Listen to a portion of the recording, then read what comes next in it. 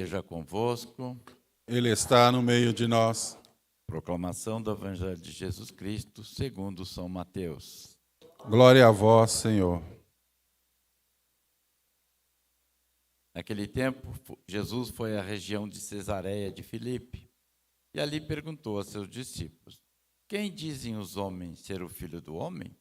Eles responderam: alguns dizem que é João Batista, outro que é Elias, outros ainda que é Jeremias ou algum dos profetas. Então Jesus lhes perguntou: e vós quem dizeis que eu sou?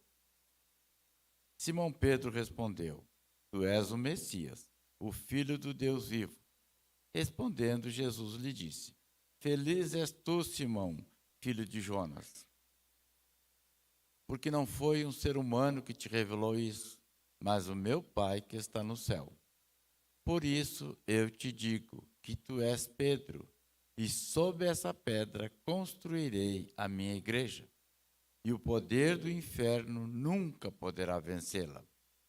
Eu te darei as chaves do reino dos céus. Tudo que ligares na terra será ligado nos céus. Tudo que desligares na terra será desligado nos céus. Palavra da salvação. Glória a vós, Senhor.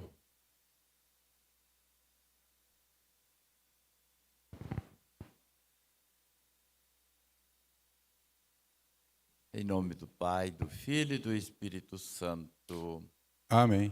Meus irmãos e minhas irmãs, que o Senhor vos dê a paz.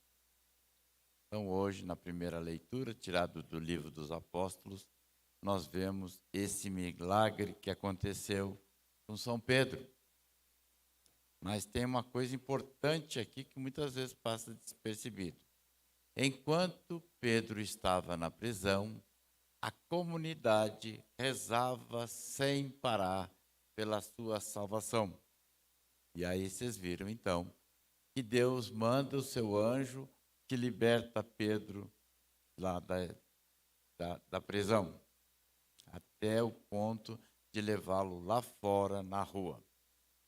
E aí ele cai em si e vê, então, a graça de Deus acontecendo com a sua libertação. E mais ainda, que Deus está sempre ao nosso lado, através dos seus anjos, para nos conduzir, para nos defender e para nos ajudar, então, nessa caminhada atrás de Jesus. Depois nós vemos na segunda leitura da carta de São Paulo ao Timóteo, né? O próprio São Paulo já se preparando para a sua partida desse mundo.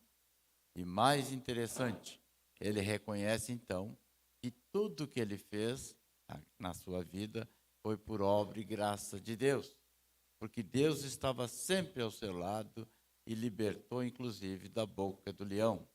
Mas ainda libertará e salvará a todos nós se seguirmos os ensinamentos de Jesus, conforme nos transmitiram esses dois grandes apóstolos, essas colunas da igreja.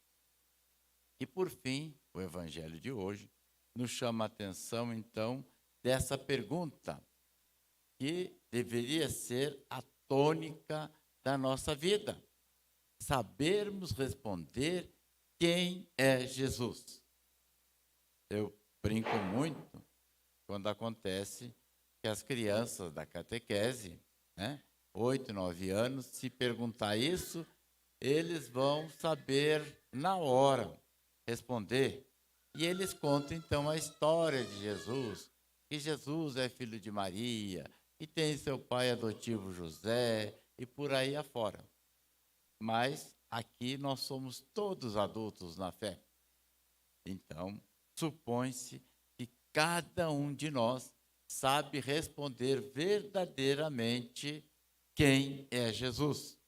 Não mais citarmos, então, a biografia de Jesus, mas citarmos que um dia ele veio a nosso encontro, como ele foi ao encontro de Paulo, quando perseguia os cristãos.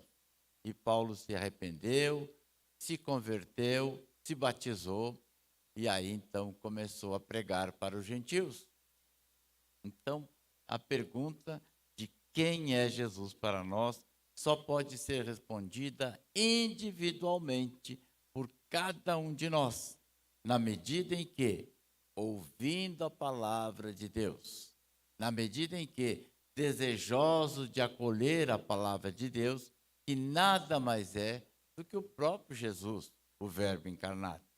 E aí, então, por obra e graça do Espírito Santo, nós, então, entendemos quem é Jesus, o Filho de Deus, o Salvador, aquele que veio, que vem e virá sempre ao nosso encontro, aquele que está sempre disposto a atender os nossos pedidos, porque foi o próprio Jesus que disse, em outra parte dos evangelhos, tudo que pedirdes ao Pai em meu nome, Ele vos dará, para que o nome de Deus seja glorificado.